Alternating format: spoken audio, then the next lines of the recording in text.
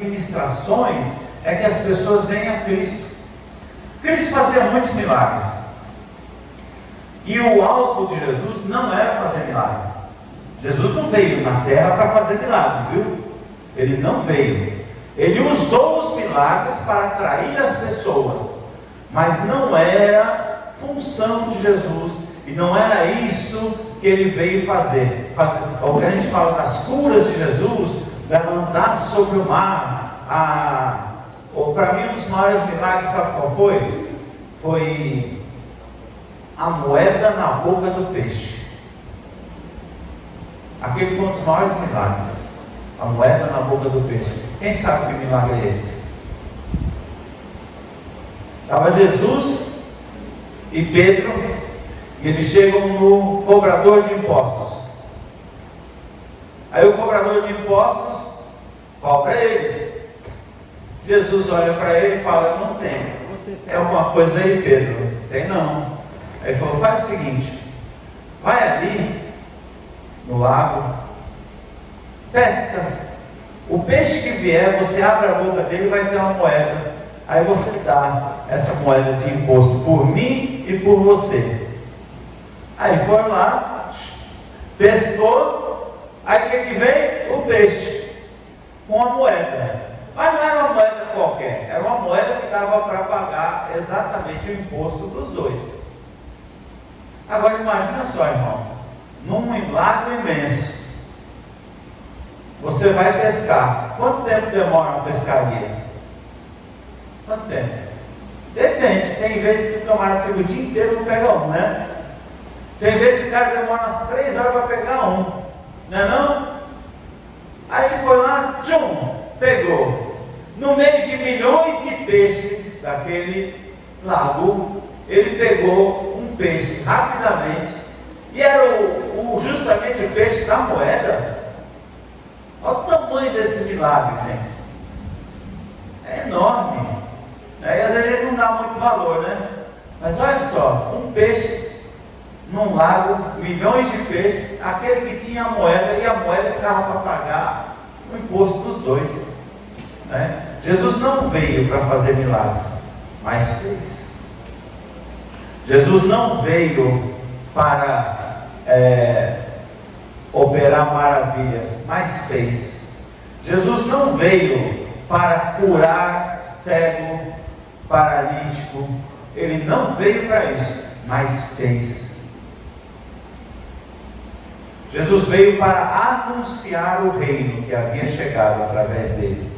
Foi isso que ele veio fazer, anunciar o reino, trazer para a terra o reino que a terra havia perdido. Ele veio para trazer esse reino. E ele usou o quê? Os milagres. Ele usou a cura, ele usou a palavra de sabedoria, ele usou a palavra da ciência. Palavra da ciência, uma coisa tremenda. A gente estudou aqui há uns dias atrás, né? Ele chega numa mulher samaritana e fala: me dá um copo d'água. Aí a mulher fala assim: como sendo tu judeu, vem conversar comigo, samaritana? Alguém sabe por que dessa conversa dele com ela? Por que ela não queria falar com ele? Fala de novo. Tinha um problema entre os judeus e samaritanos. Qual que era o problema dos judeus e samaritanos? Alguém sabe o que era?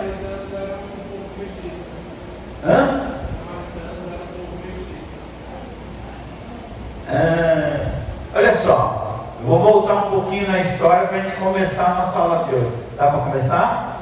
Não dá para começar? Meu Deus, a culpa é dela.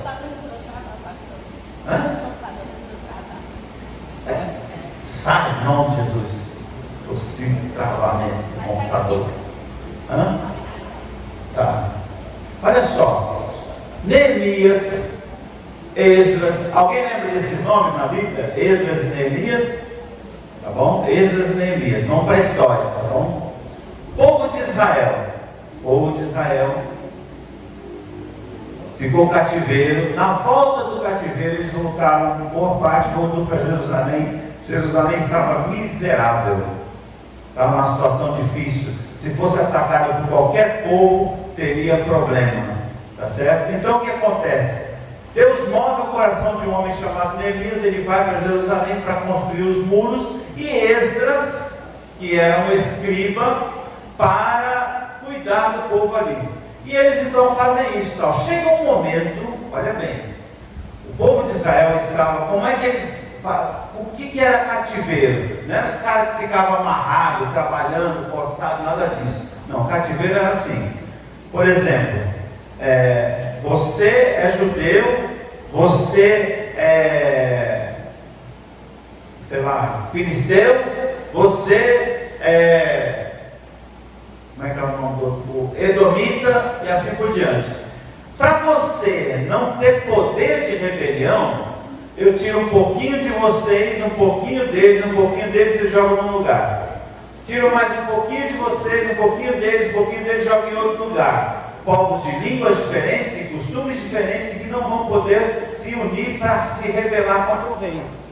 Então se misturavam os povos, para que esses povos não tivessem poder de se rebelar contra o rei. Isso era o cativeiro, tá certo? E aconteceu isso com Israel, foi espalhado pelo reino lá, em todo lugar tinha judeu, mas em todo lugar tinha outros povos também. O que aconteceu? Os judeus que estavam em outros lugares, você sabe que judeu não pode casar com alguém que não seja judeu. Até hoje é assim. O judeu ortodoxo não casa com alguém que não seja judeu. E naquela época era mais sério ainda, que era para casar com um judeu e sendo judeu parente ainda, tinha que ser da própria casa. Lembra de Abraão? Vai lá na casa do meu irmão buscar uma mulher para o meu filho. E era assim que funcionava. Só que, enquanto estavam no cativeiro, os judeus casaram com mulheres que não eram judias. E os filhos eram o quê? O pai era judeu, a mãe não era. Mas o pai, que era o patriarca, que era quem mandava dentro da casa, criava os filhos como judeus. Como judeus. Os filhos sabiam que não eram judeus? Não. A mulher sabia, o homem sabia, mas os filhos eram judeus. Quando acontece ali a restauração de Jerusalém, a última parte foi a leitura da lei. E aí aconteceu uma coisa terrível na leitura da lei. Foi quando foi ordenado que aqueles judeus que tivessem mulheres que não eram judias, colocassem para fora essas mulheres e as suas famílias. Se ele quisesse acompanhar, acompanhava. Se não quisesse, elas estavam fora. Não podiam participar ali da Jerusalém. Para onde foi esse povo? O homem, a mulher, a família. A Bíblia fala que foi um choro enorme, houve uma situação ali terrível.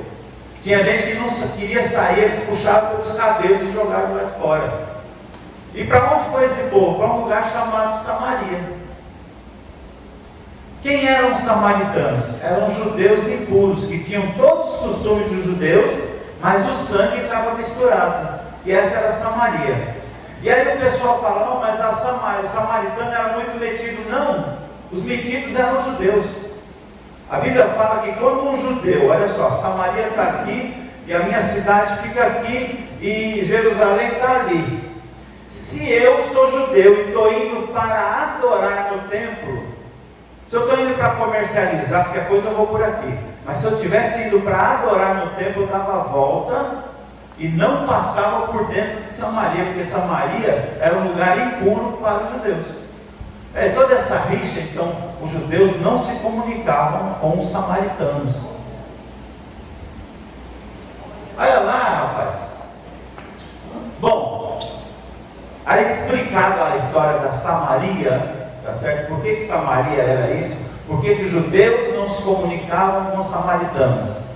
Né? Aí Jesus olha para a mulher e fala assim, me dá um copo d'água. Como é que você, sendo judeu, fala comigo? Aí Jesus fala assim,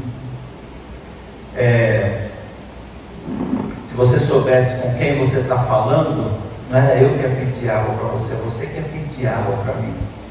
E aí Jesus faz uma perguntinha para ela, onde é que está o teu marido? Ela falou: eu não tenho marido. Aí, palavra da ciência, vem assim: disseste bem, porque já tivesse 5 maridos e o que você tem hoje não é teu. Aí ela fala: vejo que és profeta, né? Acaba que ela se converte ali e sai falando do Cristo para todo mundo, num lugar onde os judeus não pregariam. Aquela mulher foi fundamental para que o Evangelho fosse pregado em Samaria, porque os discípulos eram todos judeus, eles não entrariam em Samaria pregando o Evangelho, precisava ter alguém ali. E aquela mulher foi a pregadora de Samaria, aquela que levou o Evangelho para aquele povo ali. E começou onde? Num dom espiritual chamado palavra de ciência. Amém? Bom, os dons espirituais, então, queridos, eles servem para o quê? Para a administração do reino. Mas como administração do reino? Gente, todo reino precisa de alguma forma. E o reino nosso, e como é que ele vai acontecer? Através do Espírito Santo em nós. Agora, não adianta, como eu estava dizendo no começo, não adianta ter o Espírito Santo e tá bom, eu tenho o Espírito Santo, tá ótimo. Eu tenho o Espírito Santo, para mim tá legal, tá jóia. Não, tá bom mesmo, eu tenho o Espírito Santo, é ótimo, é muito bom. Só que o Espírito Santo, ele traz algumas coisas que nós precisamos e as outras pessoas precisam. Quando a Bíblia fala fluirão rios de águas vivas, ou seja, coisas que vão transbordar de você, fala de dons também. São coisas que levam para fora aquilo que você tem dentro de você. Eu não tenho nada. Tem sim, irmão. O problema é que nós temos e achamos que não temos. Nós temos e podemos transbordar, mas achamos que isso é demais. Agora, uma das coisas que a Bíblia fala é que é dado a cada um um dom de acordo com a sua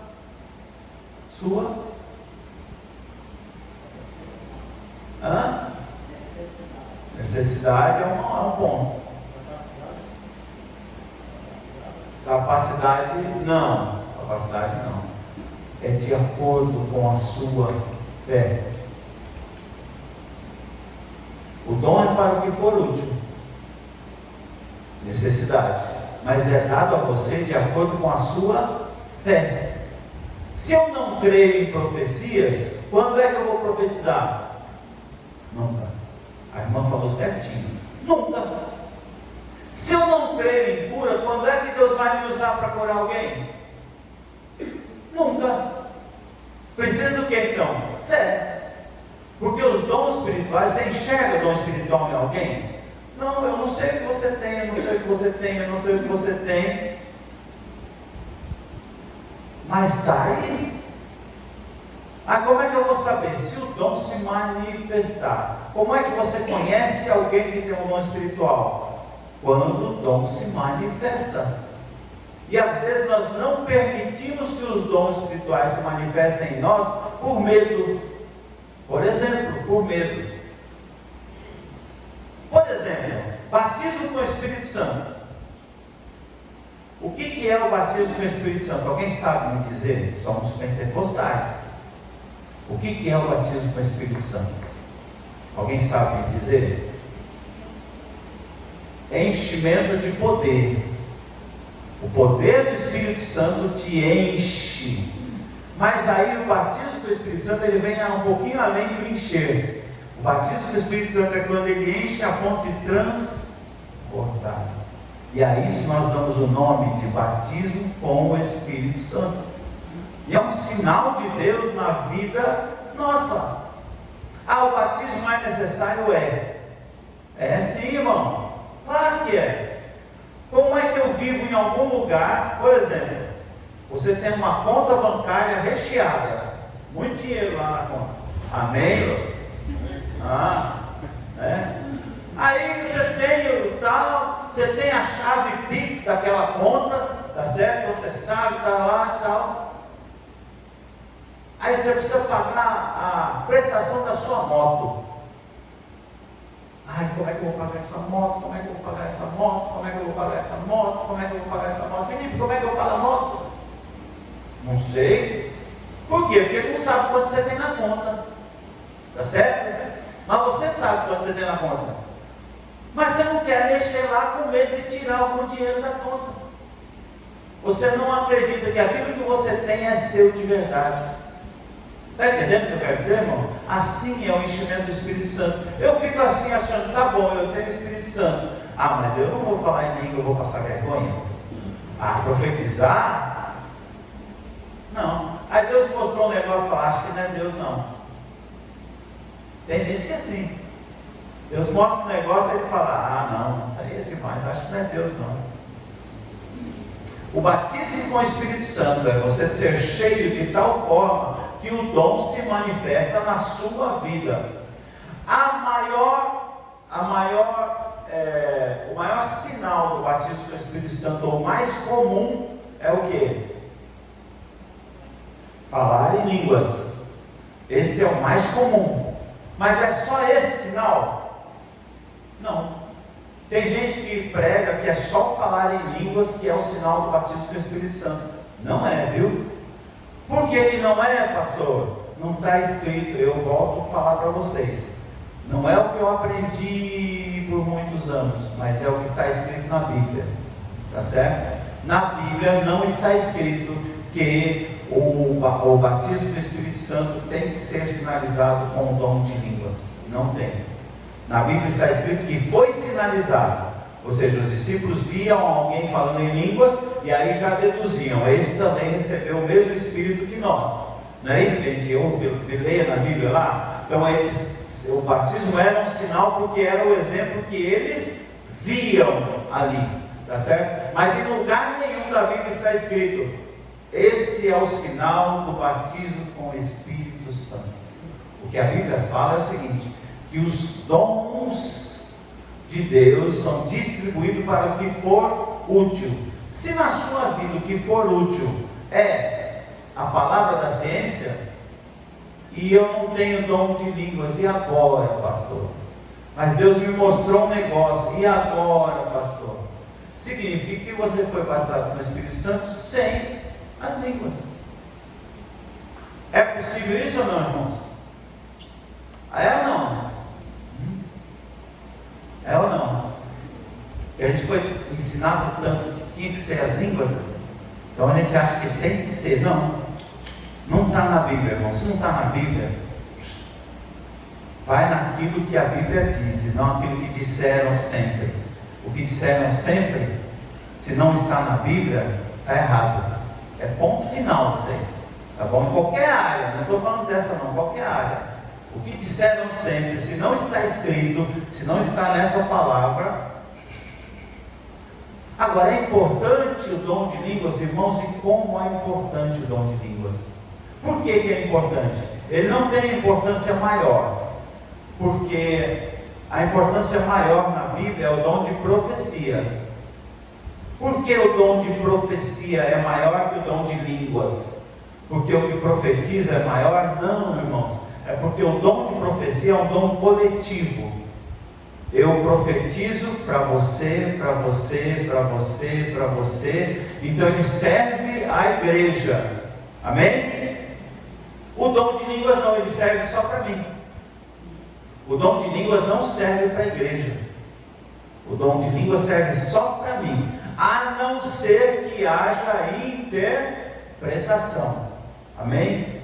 Abre lá em 1 Coríntios, capítulo 12,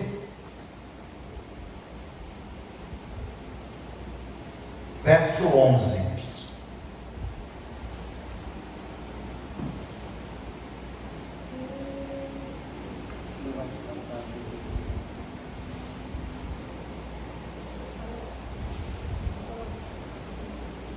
Quem encontrar aí pode ler, por favor, bem alto. Primeira carta de Paulo aos Coríntios, capítulo 12, verso 11. Não pode deixar só. É o 11. Não sejais diligentes na atividade, serventes do Espírito Essa é 1 Coríntios?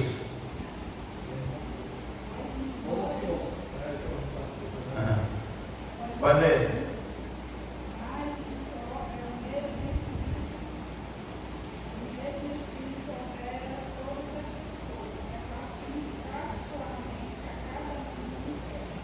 Então, o primeiro ponto é o seguinte: a cada um ele dá o dom como ele quer, não é como eu quero. Presta atenção nisso, irmão.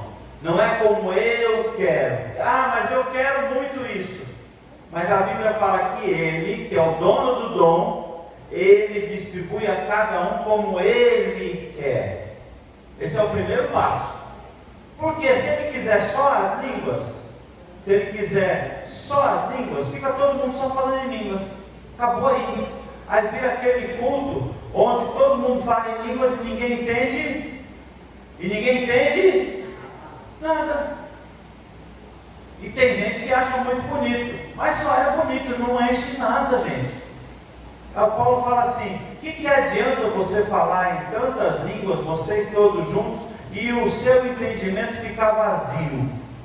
Foi o que o Paulo falou: o meu entendimento fica infrutífero.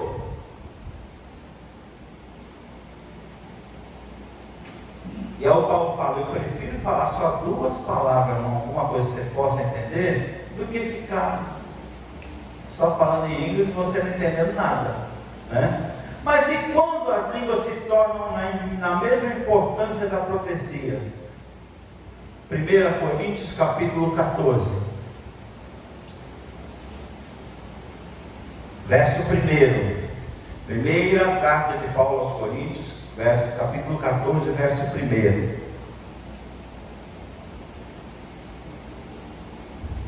Sigam o caminho do amor e busquem com dedicação os dons espirituais, principalmente o dom de profecia, pois quem fala em uma língua não fala aos homens, mas a Deus. De fato, ninguém o entende, em espírito fala mistérios, mas quem profetiza o faz para edificação, encorajamento e consolação dos homens.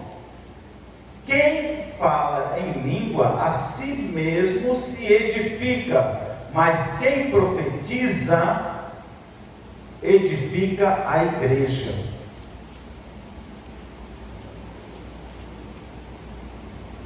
Aí Paulo fala assim: eu gostaria que todos vocês falassem línguas, mas eu prefiro que vocês profetizem, porque quando eu profetizo, eu estou edificando, exortando, encorajando alguém. Línguas, vamos voltar para as línguas, variedade de línguas, é importante, irmãos, é uma importância tremenda, porque é o único dom que me edifica. Esse, quando fala ele me edifica, mas como pastor, esse dom vai me edificar, se eu não entendo o que eu estou falando?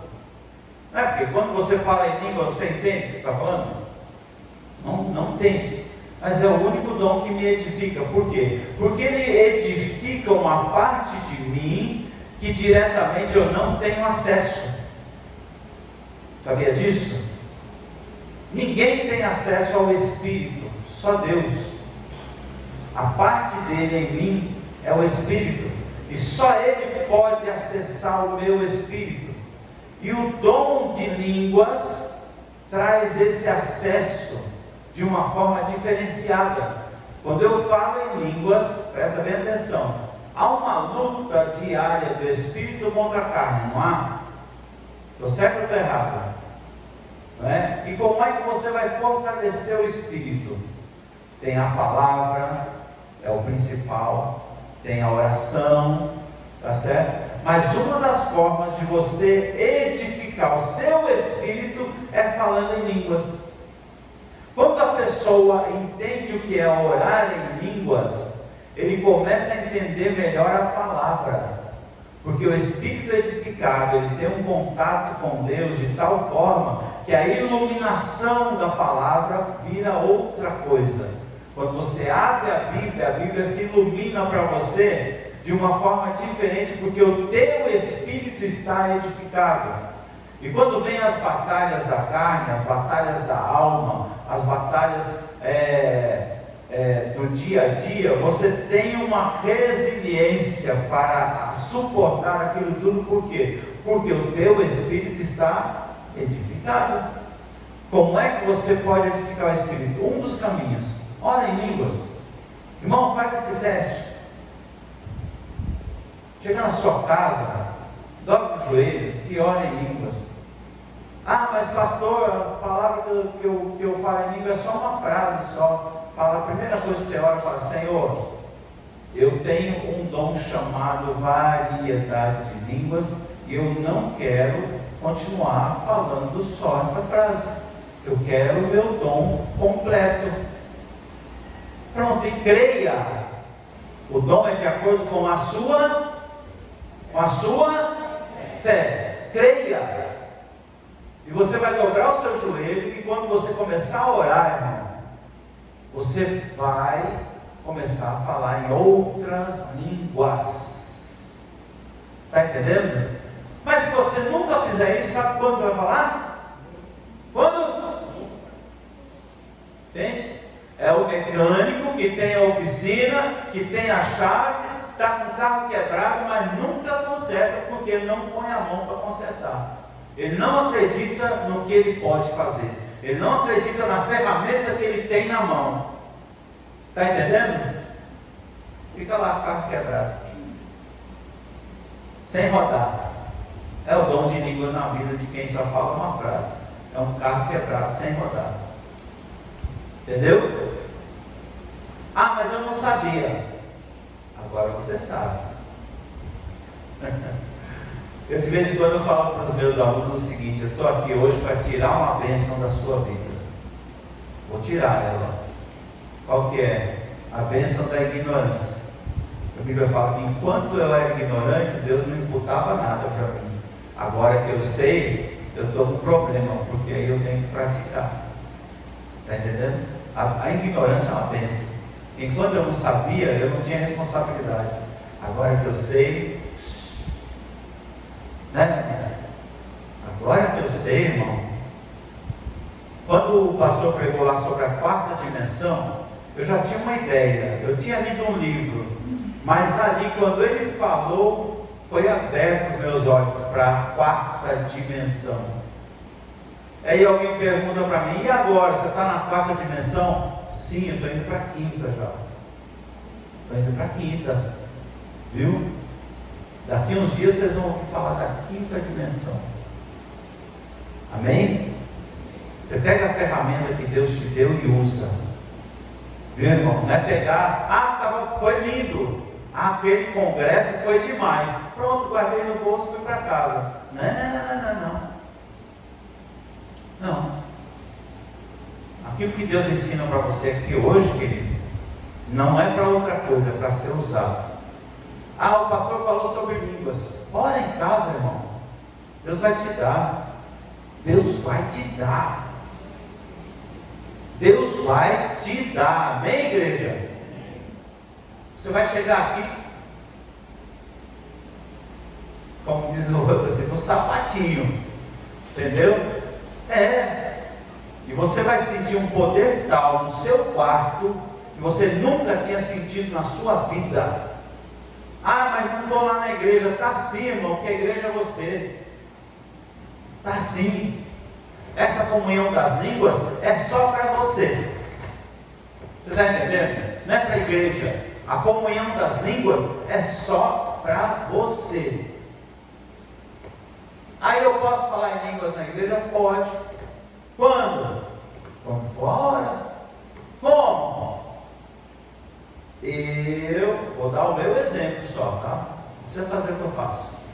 Eu, quando falo em línguas na igreja, eu falo baixo. Por quê? Não vou edificar ele, nem vou edificar ele. Estou edificando só a mim mesmo. Então eu falo baixo. Tem gente que acha que língua é só quando você chora, grita, berra. Não. Do jeito que eu estou conversando com vocês aqui, eu converso com Deus em línguas. Mesmo jeito. Emocionado ou não. A parte do Espírito tremenda é essa, irmão. O Espírito não é coração, o Espírito é aqui, ó.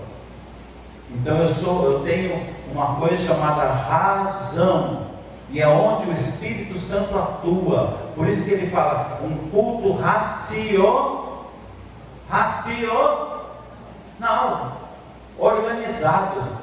Organizado onde? Aqui na igreja? Não, organizado primeiro aqui, ó. Eu creio. A Bíblia fala da fé como o firme fundamento das coisas que eu espero e a certeza das coisas que eu não vejo.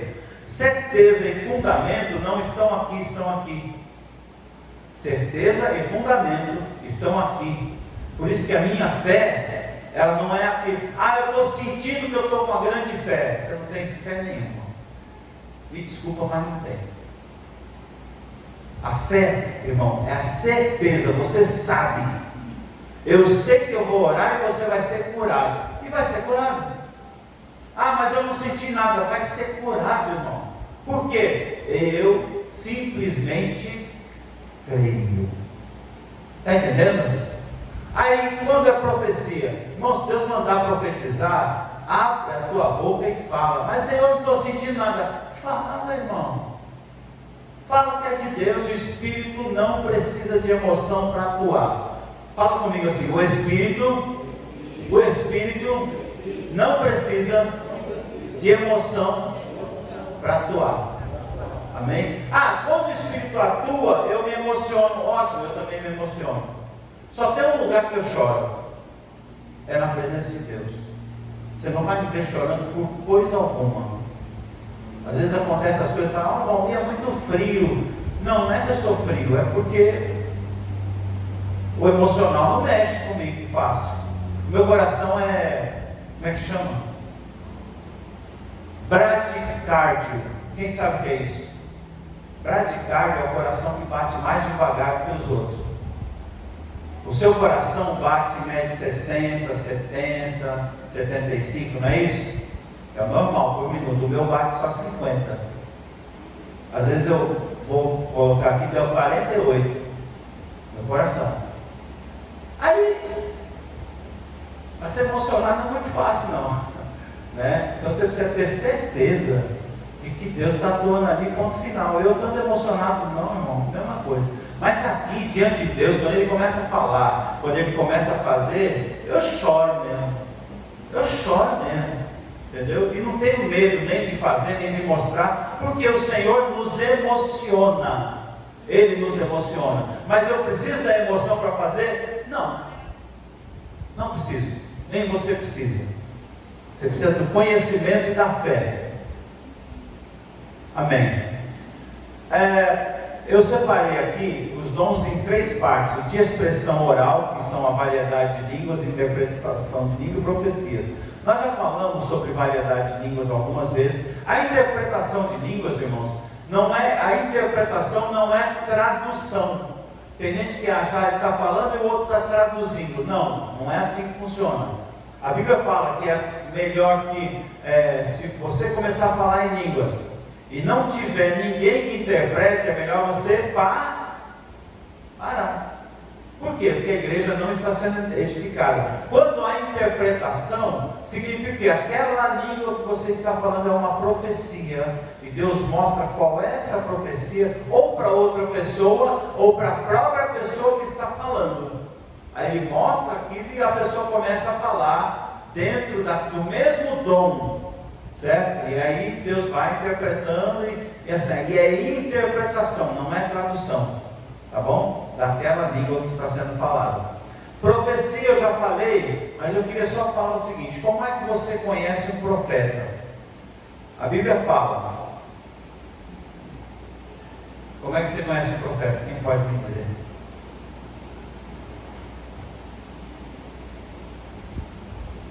Ei? Como é que você conhece um profeta?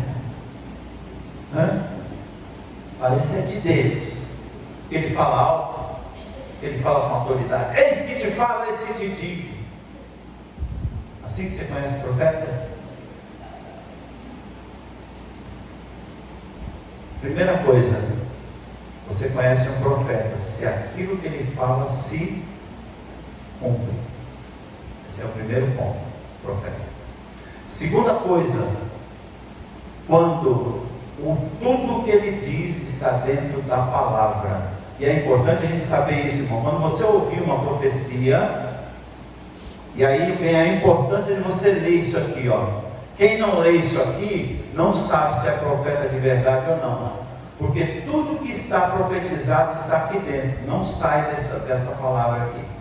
Então, se um profeta falar qualquer coisa que não está aqui dentro, não é profeta de Deus. E aí tem um terceiro que é meio estranho, mas eu tenho que falar. Você ouve o profeta e ele não cumpre a profecia, então não é de Deus.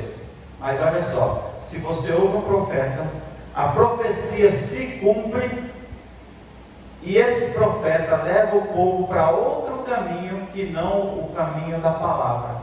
Tal profecia também não veio de Deus. Mas se cumpriu, pastor, e agora? Como é que é isso aí? Alguém consegue entender o que é isso? Irmão César, a profecia se cumpriu, mas não veio de Deus. Por quê? Porque o profeta leva o povo para outro caminho. Tem um monte por aí afora. Tem ou não tem?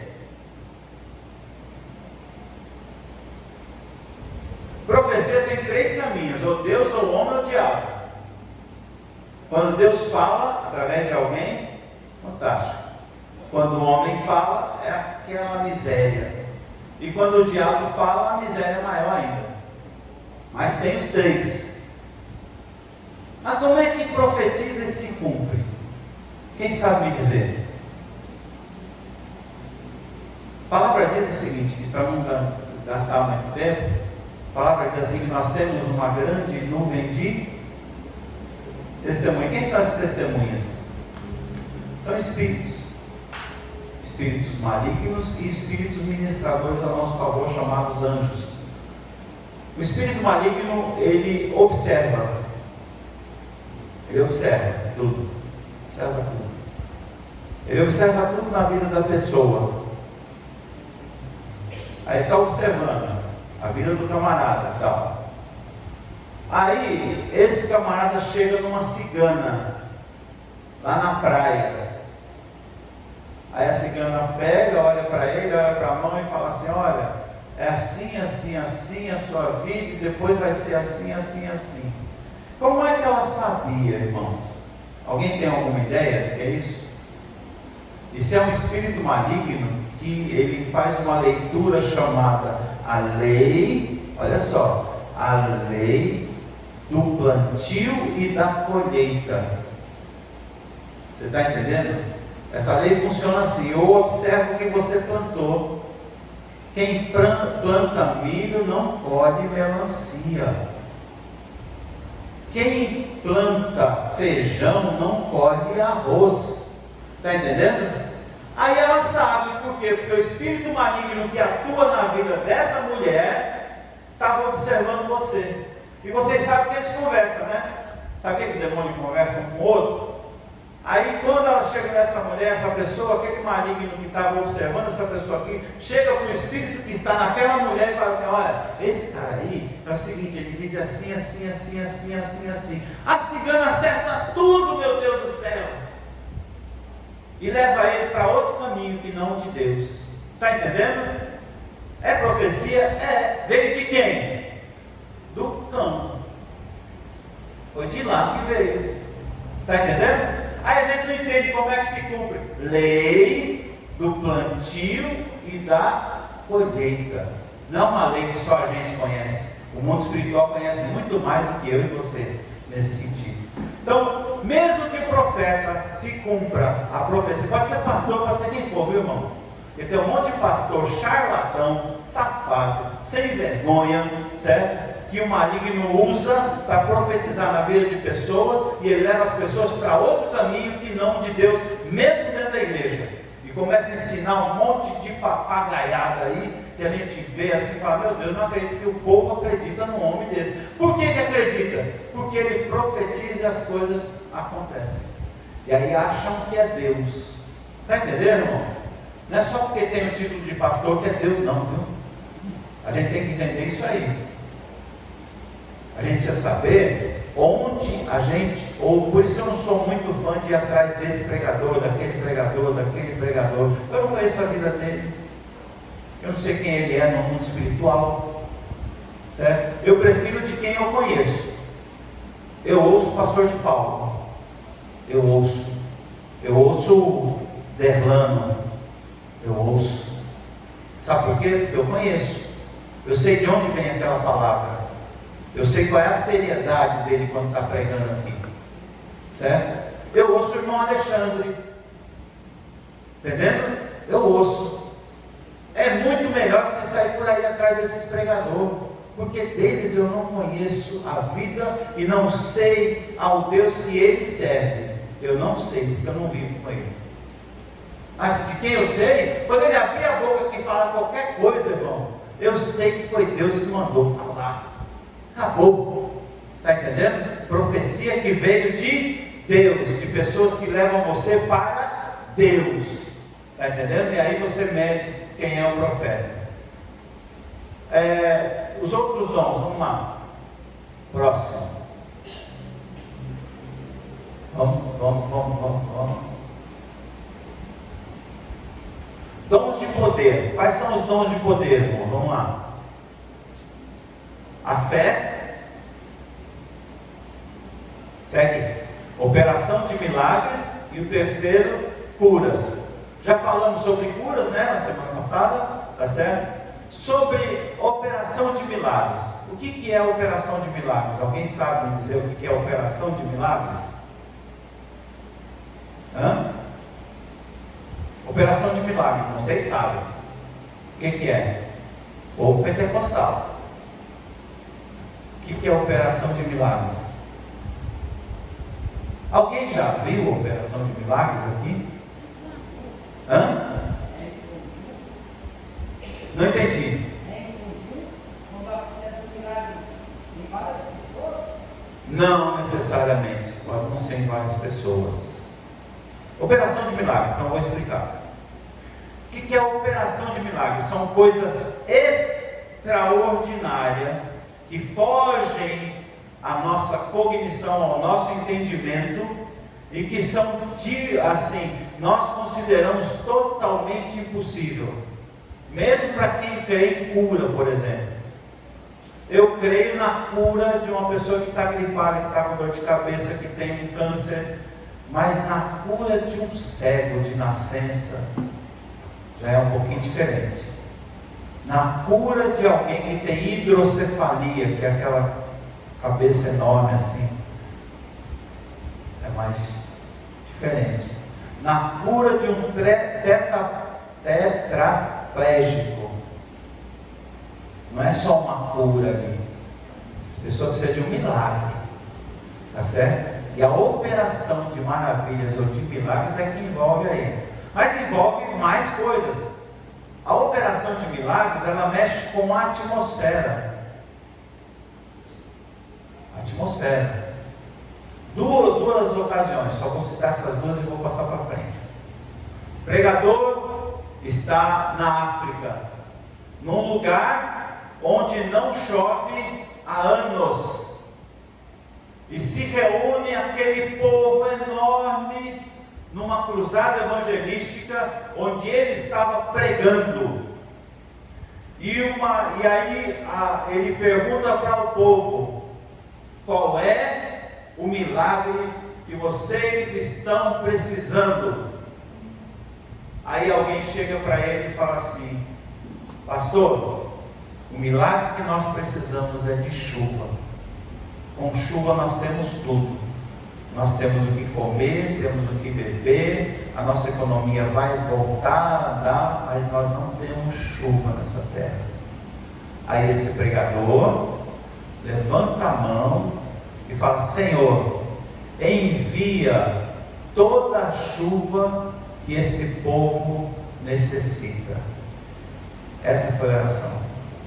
A campanha era de 3 dias, ao ar livre, e a campanha acabou no primeiro dia, porque no dia seguinte começou a chover sem parar naquela terra, e foi sem parar mesmo. até que fosse necessária, a chuva caiu ali. E o segundo caso, eu tinha sei lá, 18 anos de idade. Era uma igreja, Assembleia de Deus, e ela era de frente a ela era uma rua mais ou menos estreita, não muito larga. Ia haver uma campanha de um pastor chamado Celso Lopes. Algumas pessoas conheceram, outras não, como faz muitos anos que ele faleceu, muita gente não conhece Celso Lopes. Celso Lopes tinha 33 anos, era solteiro e era um homem que pregava com muita simplicidade. O negócio dele era: Jesus salva, cura, batiza com o Espírito Santo e leva para o céu. Era a pregação desse homem. Mas Deus atuava na vida dele com o dom de milagres. E aí nós estamos todos lá na praça, na rua, já tinha acontecido algumas coisas e tal, e ele vai pregar. Quando ele vai pregar, começa aquela garoinha que só em São Paulo tem. Agora não tem mais, né, pai?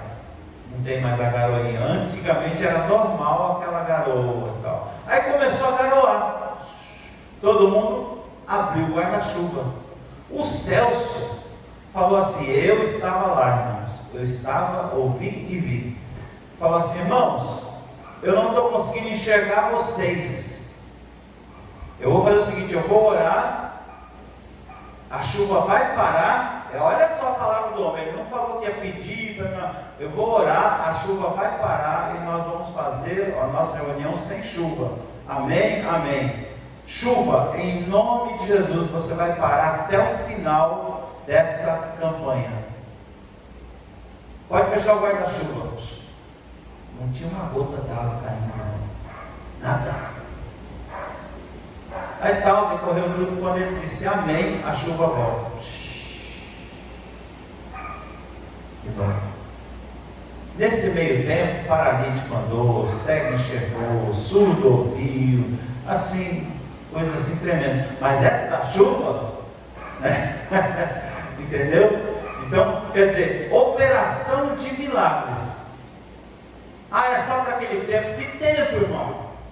Primeiro que para Deus não tem tempo. O tempo é coisa nossa, certo? Para Deus não tem.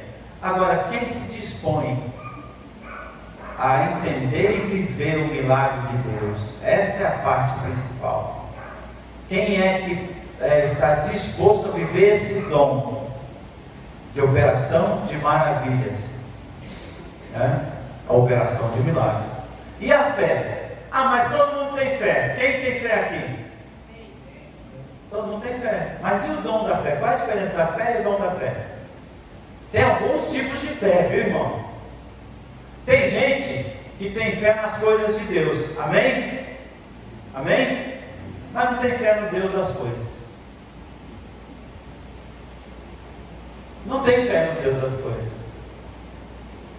Vem aquela pergunta, ou aquela música que fala assim: se Deus fizer, Ele é Deus. Se não fizer, Ele é Deus. Se a porta abrir, Ele é Deus. E se fechar, continua sendo Deus.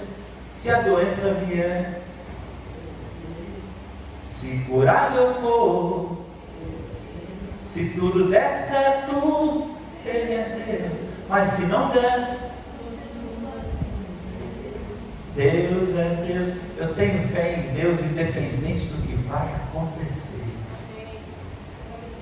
O Paulo falava assim: ainda que eu morra. O Jó falava assim: ainda que ele me mate, eu continuarei crendo nele. Ponto final. Eu não quero saber se Deus está fazendo ou não está fazendo, se eu estou recebendo, se eu não estou recebendo, porque o meu alvo é Ele, a minha fé está nele. Agora, quando a minha fé está em Deus, a minha dependência está nele, o que vai acontecer comigo depende de quem? Pronto, você acaba com a dependência de si mesmo, a dependência dos outros. Você tem que depender dele. O que ele mandar é dele. Acabou. Entendeu? Às vezes a gente fica numa mendicância, porque a gente acha que nós que temos que fazer, eu que tenho que ajeitar e tal. Não, irmão. Olha para Deus, se você depende dele, ele é o Deus que tem todas as coisas. Quem ele vai usar e como ele vai usar para abençoar a sua vida é problema de quem? Problema dele. É ele que decide, é ele que faz, é ele que acontece. Muito bem. Tem gente que tem fé nas coisas de Deus, tem gente que realmente tem fé em Deus, independente das coisas. Esse é um ponto principal. E o dom da fé, onde é que entra, pastor? Muito bem. O dom da fé, ele funciona assim. Para algumas coisas específicas, Deus usa pessoas específicas com uma fé específica para aquilo. E aquilo realmente acontece. Tem um livro chamado O Intercessor, His House. His House tem a maior escola missionária da Inglaterra. O pastor de Paulo já visitou lá. Eu conheci 2 missionárias quando, há uns 30 anos atrás, nós convivemos por uns quase 10 anos. 2 missionários que passaram pela escola do His House. His House, a fé que ele tinha para determinadas áreas, determinava que ele tinha o dom da fé para determinadas áreas, para resolver problemas de Estado, por exemplo, sem o Estado saber que ele tinha a possibilidade de resolver. Essa é a parte mais legal. Ele não chegava para ninguém e falava assim: olha, presidente, eu vou orar e isso vai acontecer. Nunca chegou. Mas eu vou contar um episódio só da fé desse camarada. Segunda Guerra Mundial. País de Gales. País de Gales é um país da Grã-Bretanha, tá certo? Mas é um paizinho desse tamanho. É um miolinho de nada ali. Israel, o Senhor falou para ele: ora pelo seu lugar aqui, durante a guerra. E ele falou: vou orar. Ele começou a orar, irmãos. O problema acho que é ali. Esses microfones não gostam de mim, não. Ele falou assim: eu vou orar para que não caia nenhuma bomba aqui. Irmãos, a Inglaterra foi bombardeada, a França foi bombardeada, os países britânicos ali, todos eles foram bombardeados. Todos, caiu bomba para todo lado na Segunda Guerra Mundial, naquela região. Não caiu nenhuma no país de Gales. Nenhuma. Um homem orando. Entendeu? A fé para uma coisa específica. Ele tem outros testemunhos mais ou menos interessantes assim também. Mas esse aí, você já imaginou o que é isso? Cai bomba de todo lugar, em todo lado. Por que os pilotos não passavam ali, não derrubavam bombas ali, e do lado o pessoal estava morrendo? Havia um homem que Deus tinha levantado com uma fé específica para resolver o problema de um país pequenininho, chamado País de Gales. Amém? Então esse é uma ideia do dom da fé, tá certo? Então alguma coisa específica que Deus levanta pessoas para orar sobre aquilo, e acontece exatamente aquilo para o que o Senhor separou aquela pessoa. Cura a gente já falou já, né? Então vamos para o próximo aí. Eu preciso acabar rapidinho, Felipe. Manda logo tudo aí. E temos dons de revelação. Já falei para você que não existe o dom de revelação não existe. Mas esses dons têm relação com revelação. Qual que é? Hoje, cadê? Ó. Aí. Palavra de sabedoria. O que é palavra de sabedoria? Alguém dizia, eu vou falar de forma bem simples: sabedoria é quando você sabe o que fazer logo a seguir. Ou seja, aconteceu alguma coisa que normalmente as pessoas não saberiam resolver, mas você sabe. Deus te deu, sabe o Salomão lá? A história das crianças? Todo mundo lembra, né? As mães e tal, uma dormiu, o filho morreu, aí foi lá e roubou o filho da outra, aí a outra veio reclamar o filho, o Salomão falou: tudo bem, vocês estão brigando por causa do filho, traz uma espada aí trouxeram a espada, eu vou cortar ele no meio, cada uma ficou com a metade. Sabedoria, certo?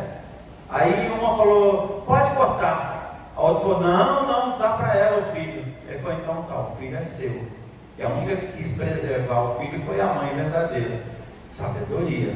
Então sabedoria é um dom que é quando a pessoa sabe o que fazer logo a seguir. As decisões, as palavras são de sabedoria.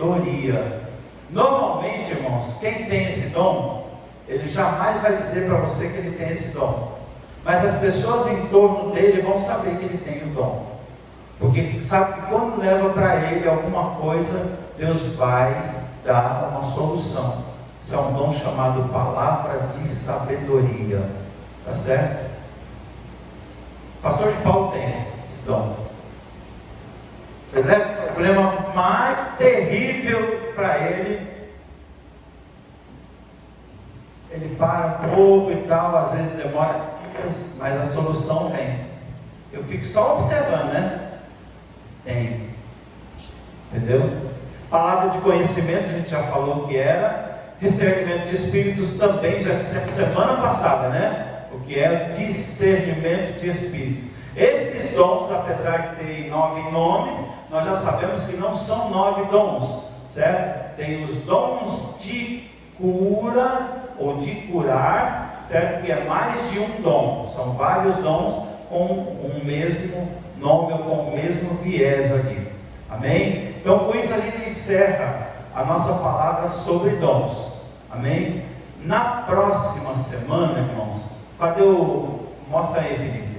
Aí nós conseguimos então partir para o próximo tema aqui, que é o outro reino, tá bom? Então na próxima semana nós vamos falar do reino derrotado na cruz, que está aguardando sentença final. Quem são os seus representantes? Eu pus lembre-se que eu não disse isso aí, tá? Eu coloquei em interrogação.